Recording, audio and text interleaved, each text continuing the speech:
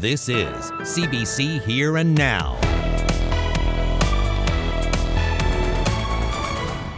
It makes me really frustrated because I thought it would be easier for me to move back home. This nurse practitioner says she's wrapped up in red tape.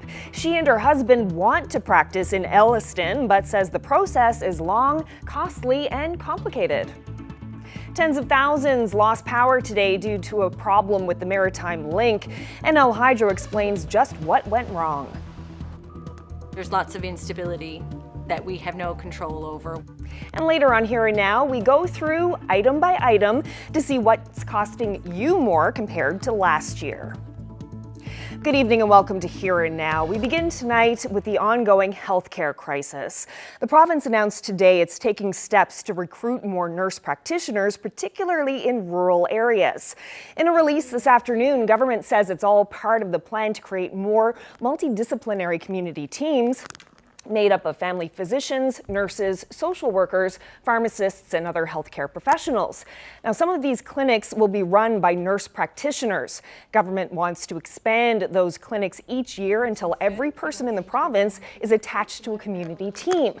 It says there are now 7 community teams in operation at various stages of being implemented.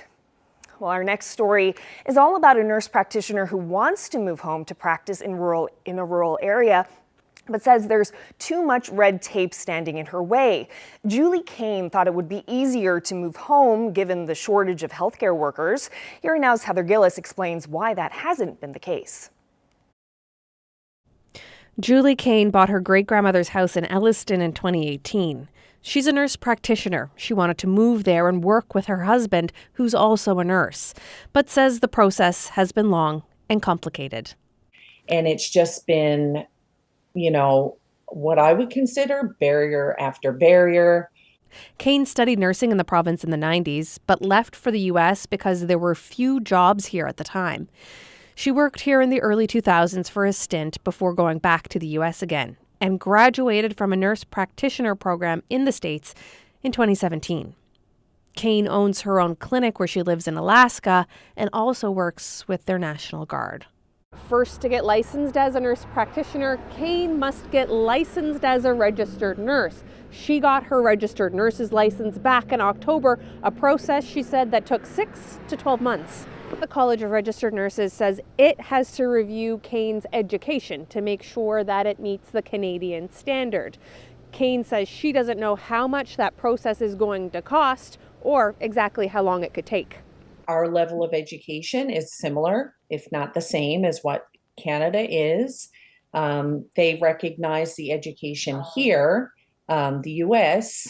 I don't know why Canada wouldn't do the same, because we're very similar countries. Having her education assessed still isn't the last step. After that, she'll have to write a national exam to get licensed, but the next one isn't until May. It makes me really frustrated because I thought it would be easier for me to move back home. Kane also says she was told it would be easier to get licensed as an internationally trained nurse practitioner through another province, like Ontario or BC.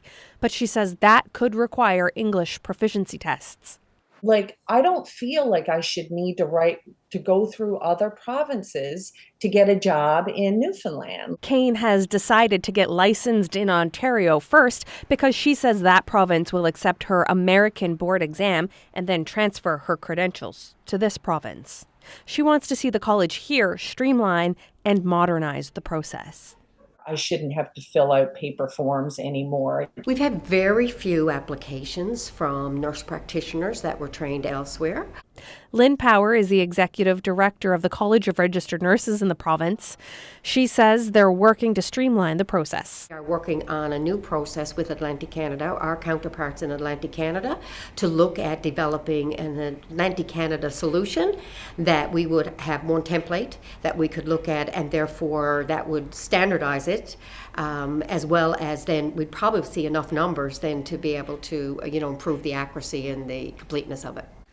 It's something Premier Andrew Furey says he's looking forward to. And we're certainly looking at how to get rid of the red tape in the practice of medicine, nursing, and allied health professionals.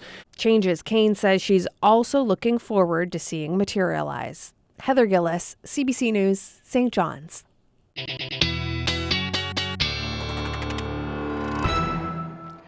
Port aux Basques faced flooding and sewer backups Saturday due to heavy rain brought on by post-tropical storm Nicole. The mayor says town crews were busy responding to calls all day, and that rain brought new challenges above and beyond the damage caused by Fiona. Mayor Button says the town had to bring in additional staff to help respond to calls from residents about flooded basements and sewer backups. He says the town is continuing to clean up while also continuing with Fiona relief. So let's bring in Ashley now. So Ashley, how much rain are we talking about here? Well, we saw the majority of that rain fall through Saturday, and it fell fairly quickly in most cases, but about 84.1 millimeters rather in Port aux Basques. That was the number. A number of other areas seeing along the south coast, southern areas of the island, between 60 and 70 millimeters of rain.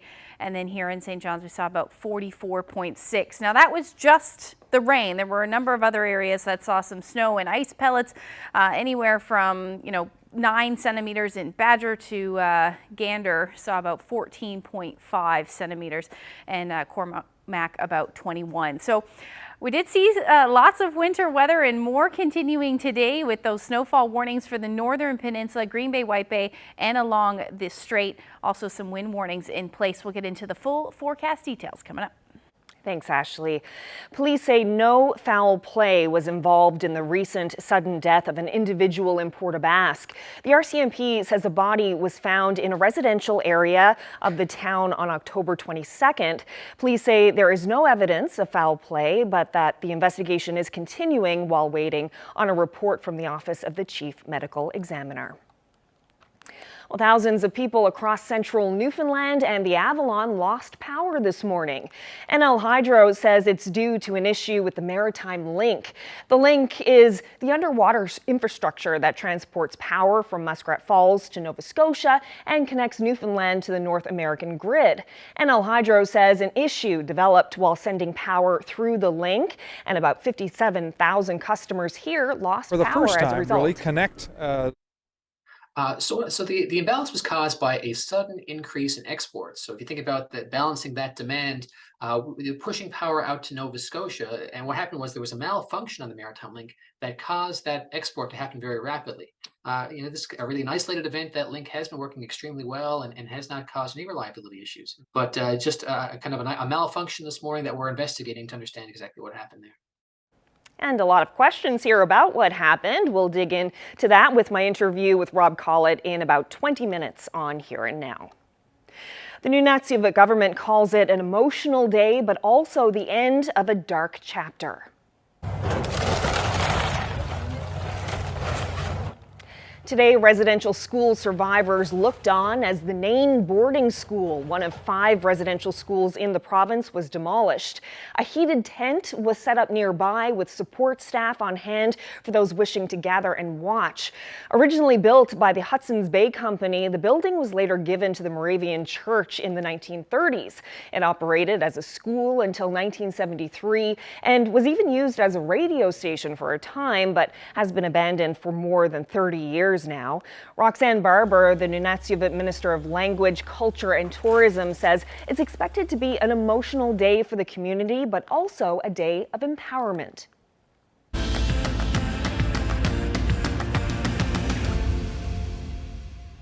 Well, if you want to know more about who you are, it helps to know where you came from. Tomorrow, the Room's Provincial Archives is holding a genealogy workshop called Beyond the Attic. To show us how it'll work, archivist Melanie Tucker surprised our Zach Gowdy by tracing the very first Gowdy on record in Newfoundland. Have a look. There's always this excitement when you find something about your own family in the records. I suppose it's just knowing a little bit about the past and who our people were. Maybe it helps us understand who we are now.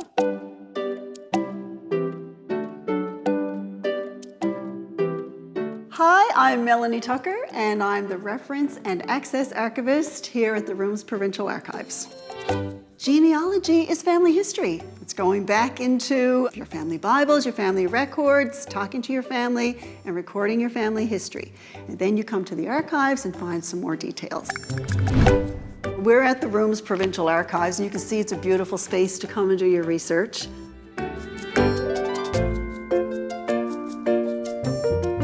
What we have here really, I think, is the largest genealogical collection in the province. So it includes everything from baptism, marriage, and burial records, vital statistics, voters lists, census records, wills. And the place to start, believe it or not, is at home with a pencil and paper. And like we used to do maybe in school, remember we'd write down our family tree, starting with yourself, and then your parents, and then their parents, and the tree branches out. And once you get in there, try to figure out, what don't you know? What are you looking for? And then when you come here, what you're looking for are the pieces that are blanks. So what I have here, this is an example of parish records. These records are actually from Lower Island Cove. Why did you pick those? I did a little bit of looking into the Gowdy family name because I knew you were coming. So I thought maybe you'd like to see some stuff on your family tree. You have my family history over I there? have your family history started. You gotta come over? You come on over. Okay, so what do we have here?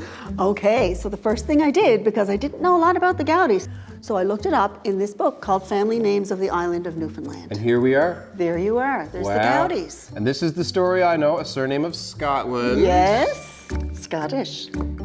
So it says here that the earliest Gowdy that they could find in the records was Elias of Lower Island Cove.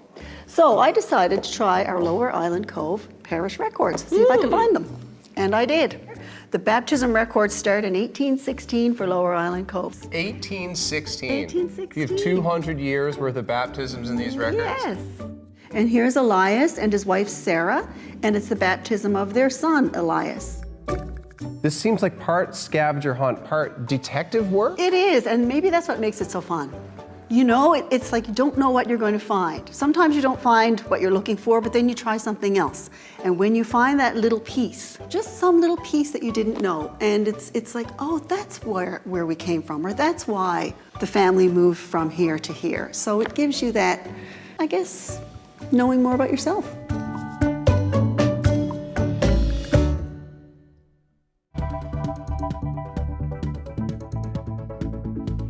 Pretty gusty down along southern areas of the island, gusting at 102 kilometers per hour, Port aux Basques. Some areas along the south coast will see that as well. I'll get into the full forecast coming up.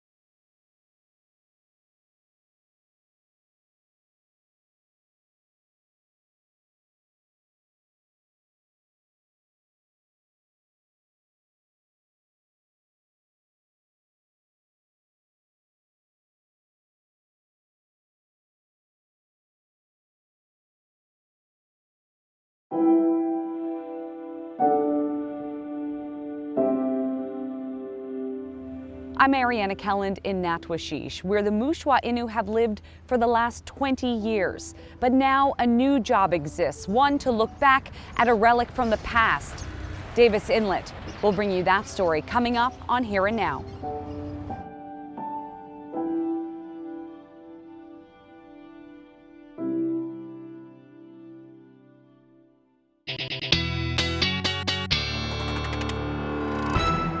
Time for a look at the weather, and I'm sure glad I got out for a really early morning hike with the dogs, because once that rain started, it just hasn't let up all day. No, and it's not very nice, the, cool temperatures. Saturday night it was nice and warm when we were seeing that rain, but definitely a big change.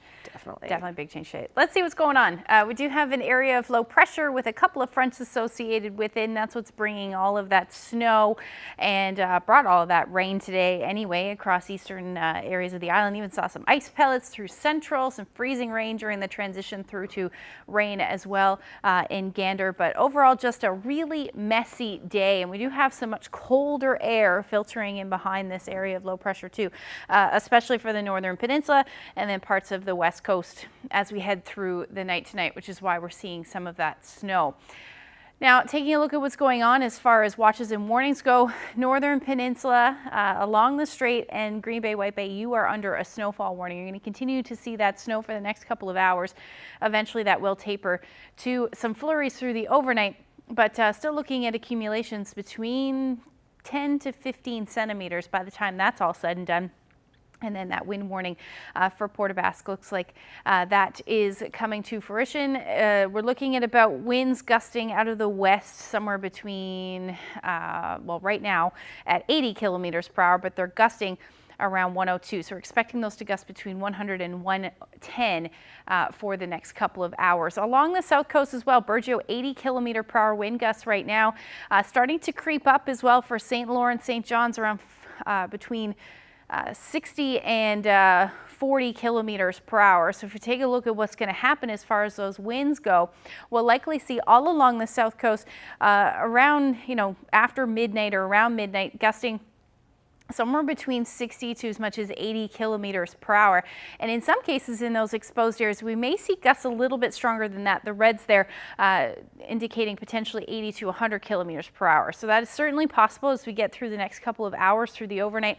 And then by the time we get into, say, 2 or 3 o'clock in the morning, those winds will start to ease off in most cases, particularly as we get into tomorrow afternoon. We'll start to see those winds die down about 20 to 40 kilometers per hour across the board. Some areas may see gusts upwards of about 50, but overall the wind should ease. Right now, just taking a look at the satellite radar, you can see that counterclockwise rotation of that area of low pressure. Not a whole lot showing up as far as radar because there is no radar on the northern peninsula, but we are still seeing that snow. And the future tracker is suggesting that that is going to continue for the next couple of hours before tapering off to some flurries. But as that cold air ushers back in along the west coast, we'll likely see some flurries for you as well. And pretty much unsettled across the board through the overnight. Chance of some showers the further east you go, just because the temperatures will be a bit warmer, and then some scattered showers, the story, and or flurries through central as we head through the overnight tonight. Now, some clearing skies potentially by the time the sun comes up tomorrow morning. As far as accumulations go, generally a trace to maybe 2 centimeters of snow. By the time you wake up tomorrow morning, you may have to dust off the car. Higher elevations, you may pick up a little bit more than that along the west coast, but overall, generally looking at light accumulations for the morning hours. Temperatures tonight between 0 and 3 degrees for most areas. Low-lying areas may see those temperatures a bit cooler through central, northern peninsula, and then up across Labrador. Fairly chilly for you tonight, minus 14 in Lab City overnight. As we head through the day tomorrow, not a whole lot to talk about. Some periods of sunshine by morning, but we're going to continue to hang on to that chance of flurries along the west coast. Really all across the board is going to be unsettled through the day with some clouds moving in as well. Same thing up across Labrador, cloud cover, maybe a few flurries, but overall just a little bit unsettled. Now, as far as temperatures go tomorrow, somewhere between 2 and 4 degrees for the most part. Winds will be a bit breezy in the morning for the east, and then they should ease as the day goes on. But yes, an unsettled day, more winter-like for sure. Across Labrador, you're looking at your temperatures between 0 and minus 4 overnight. Again, through the day rather, again, a few flurries possible. And then some snow possible through the end of the week. I'll get into all of those details coming up.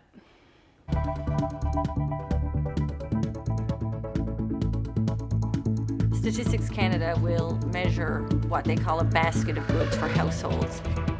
With Canada's inflation rate at nearly 7%, we look at how some of your household items have gone up in price.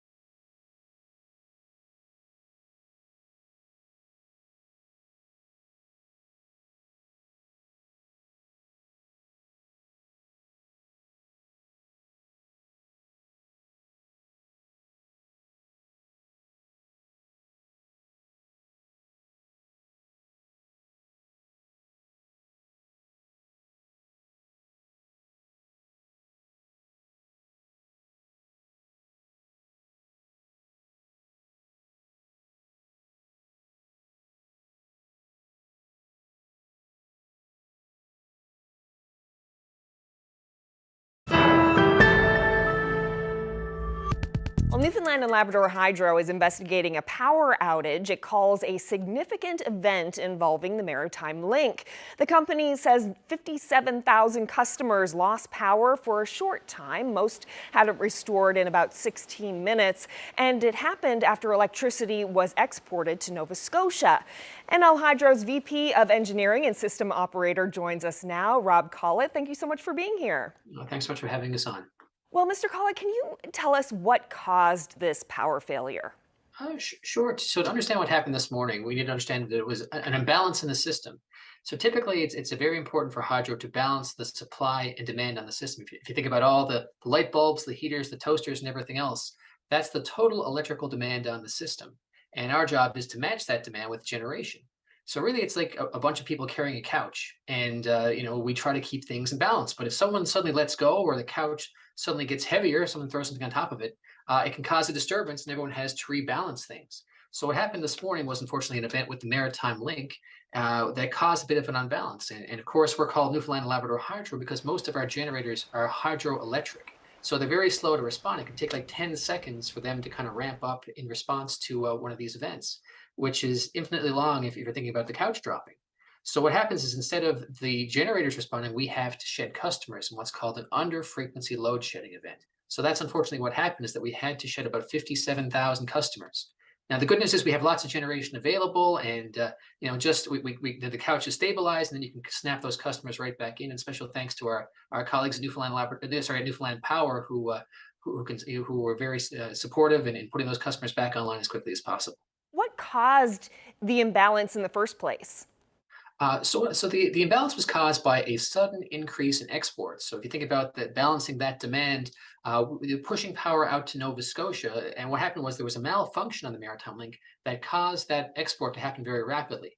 This is a really an isolated event. That link has been working extremely well and has not caused any reliability issues. In fact, it's an important part of keeping that couch stable most of the time. But just kind of a malfunction this morning that we're investigating to understand exactly what happened there. And this malfunction, have you narrowed down where that is? No, so it's within the Maritime Link operation. So they're reviewing the controls, the events, exactly what happened. So they have some excellent technical people there who are studying to understand exactly what caused this. And I guess our job as system operator is that we'll ensure that they give us a documented explanation and prove that it's been fixed. And we expect now in very short order they'll have those explanations and mitigations, and we can put that link right back online. There have been some recent issues that people have noticed lately. A few weeks ago, the clocks changed because of a power issue. And then last week, there were some questions about reliability after a report said the system can only handle a third of what it was designed for. So some people are wondering if all of these issues are connected. What do you say to them? I say we are going through a transition on our power system, and we are bringing these new assets online. We are operating the system in new ways in which it hasn't been operated before. So it is certainly a challenge, and we're learning, as we go. But our job is at Hydro and as the system operators to ensure that we have all these guardrails in place. The Labrador Island Link is coming together, in terms of the software. It has been a long road, and of course there are no straight lines, but we are gradually getting there. So we have reason to be optimistic that our system reliability will continue to improve, and we'll work through it with our colleagues to ensure a reliable system. And just to double back a bit, because I am a bit curious about this, that incident with the clocks, where people's clocks changed by, I think it was like 7 minutes, was that incident caused by a similar thing that caused this outage? Like, are they connected in any way along the system? It's a similar phenomenon. It all has to do with that balance between supply and demand. Today, what happened was a very large, sudden, drastic increase in demand, which resulted in that imbalance. And as a result of that, we had to shed customers because of the size of it. What happened with the clocks, I mean, again, has to do with an imbalance, but it was a much smaller imbalance that kind of went a long time, a very subtle thing where we had more generation than demand, and the frequency kept ticking up. What happens is when there's the generators don't have to push as hard when there's too much generation, and they tend to speed up. That impacts the frequency, which impacts the clocks, which caused everyone to lose 6 or 7 minutes sleep that morning. So can customers expect to see more of these kinds of outages going forward? No, I don't think so. I think that we are working with new assets, so there are challenges associated with that. We're going through important tests the next few weeks, so we're very diligent in ensuring that we provide public advisories when there is increased risk to the system. Just next week, we're planning on doing a major test with the LIL. As the weather is getting colder, we can push it to new limits. So what we're trying to do is ensure reliable operation by fully testing these assets. And of course, when we do testing, there is increased exposure for customers, but we try to put, again, the guardrails in place. And what do you say to people who are concerned going forward, especially as you mentioned, we're heading into the winter months, things are getting colder.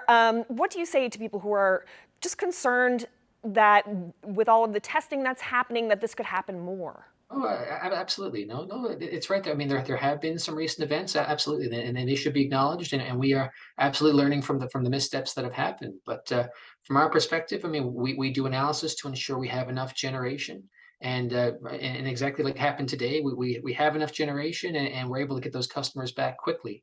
We had recent correspondence to the regulator to demonstrate that we are going to keep Holyrood online for a little bit longer. So between Holyrood and the new DC link, we're going to try to ensure that there is enough generation available, that we do have adequate supply, that we do have enough generation and supply and reliable operation for customers. So it's absolutely. And of course, we need to manage cost as well. So trying to find that cost reliability balance is a challenge, but we're certainly doing everything we can. Well, Rob Collett, thank you so much for this explanation. I hope NL Hydro keeps a good grip on that couch. Thank you so much for your time. No, thank you so much for your time. Thank you.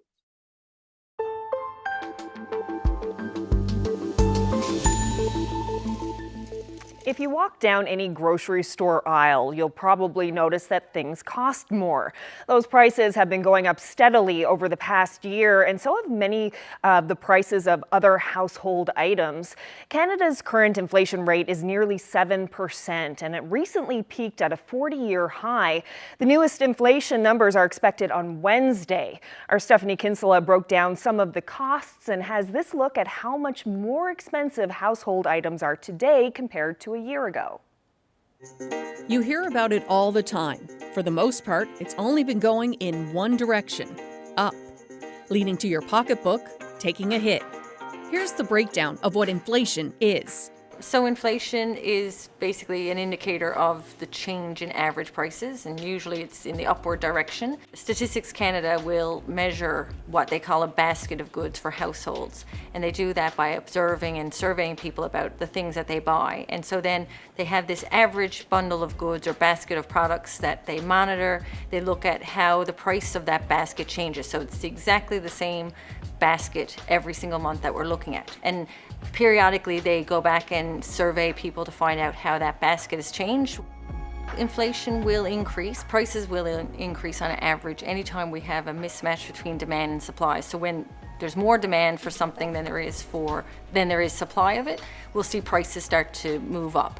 When the pandemic occurred first back in March 2020, we saw prices actually, the rate of inflation went down quite significantly because people just stopped buying stuff because they weren't moving about the same way, travel was closed off, things like that. Companies reduced how much they were providing, so supply was going down. Now with reopening of economies, demand has picked back up, but supply hasn't picked up as quickly. It isn't just a little jump. Inflation soared to a 40-year high to 8.1% in June of this year. So let's look at just how much more you're paying for everyday things compared to 1 year ago. Let's start in the kitchen, considered by many to be the heart of the home. But food prices are tough to swallow. Food inflation rates are increasing faster than the general rate of inflation, and no relief is expected soon. Compared to 1 year ago, eggs are up 12%, bread is 17% more expensive, flour has seen a 23% jump, cooking oils rose by 20%, pasta is 22% more expensive, cereal 18%, chicken increased 10% in price, and fresh fruit went up by 13%. So, what's to blame? There's lots of instability that we have no control over. We don't control the price of oil and gas, for instance, which is a big component of inflation because it's a big component of our consumption of goods, and it's a big element of production costs as well. Our energy costs are really important in how much it costs to produce foods of different sorts. Also the source, where we source those products from. So where we get olive oil, where we get breads and flours and grains. The other part is that there's political instability, the invasion of Ukraine, that throws another uncertainty into the mix that can affect not just where that's occurring, but global markets as well. After a long day, supper is done and the kitchen is clean, there's nothing like curling up on the couch to relax. Well, that couch and other furniture in your house is also a lot more expensive. Specifically, 13% compared to this time last year. Furnishings, We do perhaps have more local supply of that, but those are things where we've seen a backlog too in terms of supply throughout the pandemic when people start to do some renovations or changing things at home when they're spending more time at home. So there's a little bit of a combination there of increased demand because people are more cognizant or putting more emphasis on perhaps what's going into their homes, and also that reduction in supply and the time it's taking to overcome that again. When you're picking out your outfit in the morning, you can take a little solace in the fact that the price of clothing is up, but not by a lot. It's increased just 1.5% compared to last year, and the same goes for footwear. So with clothing and footwear, a lot of that is going to be coming from international trade. Of course, certain countries have experienced even more supply chain disruptions than we have seen in our domestic production. If you can think about also weather events that are happening in countries where perhaps where textiles are coming from, that would have an impact on supply and reduce what's available to get to market in Canada as well. Even keeping yourself clean and spiffy costs more, to the tune of 4.5%. But inflation doesn't happen in a silo. The Bank of Canada has been hiking its key interest rates to try and cool red-hot inflation. But with that comes a double whammy for Canadian consumers and businesses when it comes to mortgages and lines of credit. What higher interest rates does is it reduces how much people want to spend. It reduces demand. And if that's done too quickly or too deeply, it can push things too far in the direction of reducing demand and can knock us into a recession, which is not a desired outcome either. What's on the financial horizon remains a mixed bag. The last 2 months has seen the overall rate of inflation dip slightly, but the federal finance minister didn't mince words when she said businesses will no longer be booming and there will be some difficult days ahead for Canada's economy. Just how difficult and just how many days remains to be seen.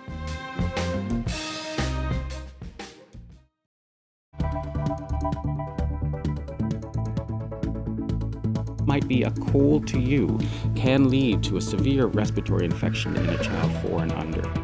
Ontario's top doctor says it's time to mask up and get vaccinated as COVID, cold, and flu cases rise.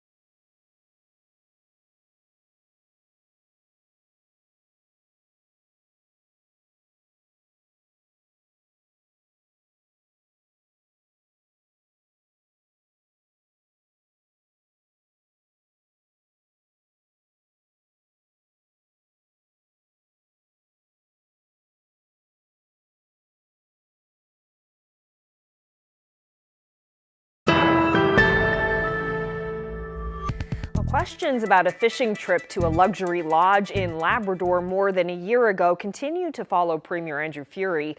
Today it came up on CBC Radio's Crosstalk when host Adam Walsh brought together a panel to talk about the last few months of politics in the province. This has gone on now for a month, if I'm not mistaken. It's a month, and it's not going nowhere. You've had a minister after minister after minister. Minister Crocker's done it in the House, and as recently as the other day, Minister Osborne was on another panel with me. They're doing the same thing. They're defending the Premier, and I get that. But the problem is the Premier needs to clarify the year. Where's your receipts? It's receipts. So how does he do it? It's receipts. What else would it be? Receipts. I mean, like I said, the fishing trip is kind of the red herring. This could happen in his own dining room. Mm-hmm. The thing is, it's bad judgment, Carl. You've done this with one of the main proponents, who happen to be you have a close friends also in partner with him. It's just a cloud of we don't know. Maybe everything might be above board. And for context for everyone, in July of 2021, a trip first reported by online publication All Newfoundland and Labrador generated controversy in the House of Assembly because John Risley, chairman of World Energy GH2, a company looking to set up wind-powered hydrogen ammonia plant in the Port-au-Prince Peninsula, the news came out that Premier Andrew Furey took a trip to a luxury lodge owned by Mr. Risley, and they say they're longtime friends. So there's been calls from you in the opposition to have some type of an ethics commissioner put into position, but this would take time. Right. So this is not going to be put in time anytime soon. So, Minister Crocker? Yeah, I need to respond because I think the first time since this whole debate, MHA Penton just nailed it when he said this is a red herring. And the opposition has used this as a red herring in the whole... Mr. Crocker, that's not what I said. Through the session. But quite frankly, this is an onus on all of us as MHAs. We swear an oath. And all 40 of us swear an oath to uphold the... I'm forgetting the section right now, but the conduct of members. So, the Premier swore that oath, as did the three of us sitting around this table. That oath would be an oath that said, that we do what's in the best interest of the province. Quite frankly, I don't think for a minute that if the Premier or myself or anybody, the opposition is not going to let this go at the Premier's receipts. They'll find something after that. Quite frankly, we've seen a process here, and what we're talking about here is a process that is put in place now by Minister Parsons and Industry, Energy and Technology to make sure that these proponents go through the proper vetting, the proper processes.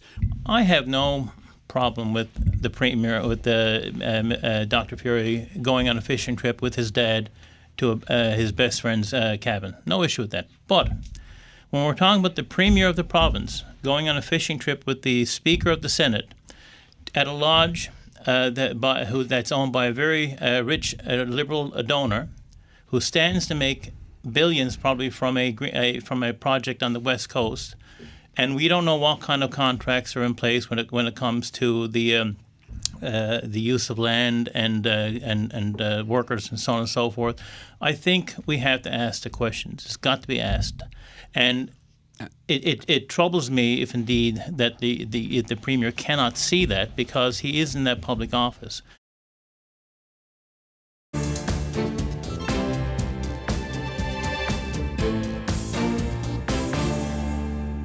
Ontario's top doctor is strongly urging Ontarians to mask up indoors, even at home if needed.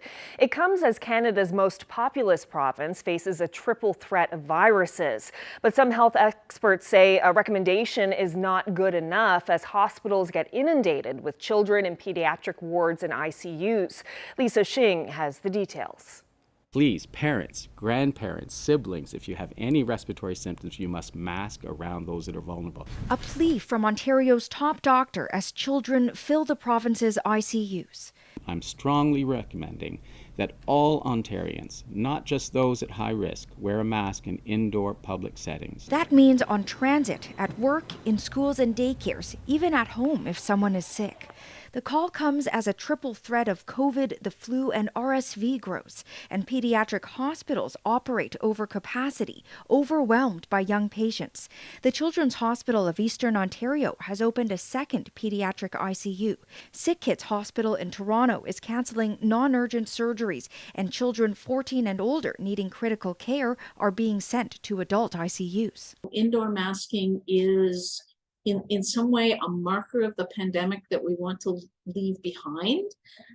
At the same time, it's like a really cheap and relatively inoffensive thing that you can do to save lives. The call falls short of a mandate, though. Some doctors say it's not good enough. Just a recommendation is unlikely to do anything because we've been giving these recommendations all along.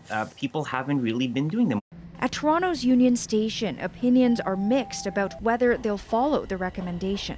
It's each and everyone has to take responsibility and protect themselves and protect others. Last week I was sick with the flu, so just masks in general is probably a very good idea. It's really up to everyone's mind to see if they really want to wear it or not, because no one's going to follow the rules anymore. Ontario officials are not ruling out a mask mandate yet, especially if the hospital system continues to be overwhelmed. Lisa Shane, CBC News, Toronto. The inquiry into the use of the Emergencies Act last winter has heard from police in the provinces. Well, today it started hearing from federal government officials. Marina von Stackelberg has more. For 3 weeks, the downtown streets of the nation's capital were occupied. Top federal public safety officials say the RCMP and CSIS never warned them to prepare for the protesters' arrival. Once they got here, there was no plan to get them out. There was considerable debate behind the scenes as to what the strategy would be for enforcement, and kind of a chicken and egg situation where the various police forces involved were waiting for a clear a plan of action before they mobilized. Instead of going to the Ontario Provincial Police, City of Ottawa Police asked the RCMP for help, but the Mounties are not contracted to do daily policing in Ontario. To get RCMP officers into Ottawa required them to be mobilized outside the province, and that requires, some paperwork. It was also unclear who was negotiating with protesters. Federal officials drafted a plan to meet with those occupying Ottawa, not to hear their demands on public health orders, but because if they felt heard, they might go home, and that would make a takedown of the remaining protesters easier. 80% of the protesters, particularly 2.5 weeks into the protest, where they'd been sitting on the streets of Ottawa in freezing weather, were probably likely to go if they had the right offer. That meeting never happened, but when the Ontario government decided it would offer to sit down with blockade protesters in Windsor, it gave the federal government little warning to join in. There was no way on an hour's notice that he was going to get a decision to sign on. The mayor of Ottawa also cut a deal with protesters to move some of their vehicles. The federal government only heard about that when the plan was in place. So would it be fair to say that there's sort of these different branches of potential engagement going on with not perfect sight over all of them? No coordination at all. No coordination at all. Okay. In these final 2 weeks of the inquiry, the public will get an inside look at the federal government's decision to invoke the Emergencies Act. High-ranking cabinet ministers and the Prime Minister himself will testify. Marina von Stackelberg, CBC News, Ottawa. Ukraine's president visited the newly liberated city of Kherson today. Vladimir Zelensky is calling Russian troop withdrawal from the key city the beginning of the end of the war.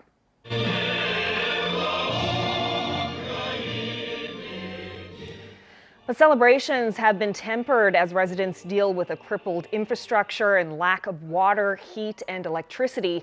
Ukraine also says the retreating soldiers left booby traps and mines that need to be safely removed. The retaking of Kherson city is seen as a big setback for Russia, which invaded Ukraine in February.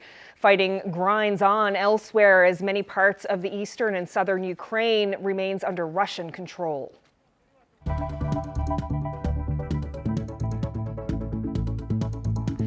Tomorrow on CBC Radio's Newfoundland Morning, hear from an accountant who's trying to attract the credit union to Fogo Island after Scotiabank closed its doors several months ago. Then at lunchtime on Crosstalk, it's a climate change-focused show. They're talking about COP27 and transitioning away from oil.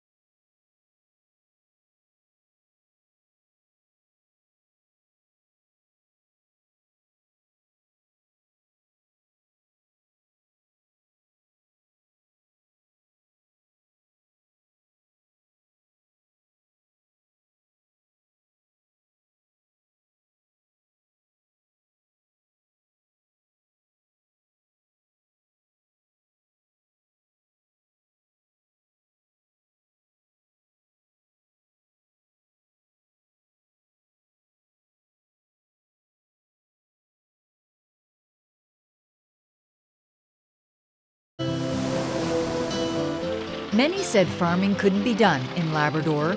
We meet some of the people who proved them wrong. An archival special, Sunday at 11:30 and Monday at 7.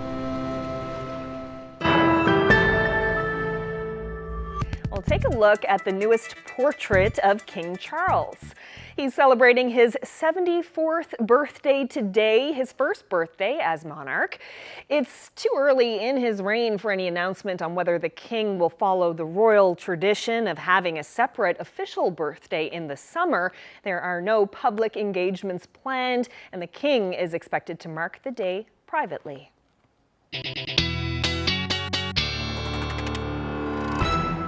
Lots of sunshine in that photo of the king, but not a whole lot of sunshine in our neck of the woods. No, unfortunately, especially today. Tomorrow we may see a few peaks of sun. That's good. Yeah, but things are going to start to get a little bit more unsettled as we head through the week. So let's take a look at Wednesday.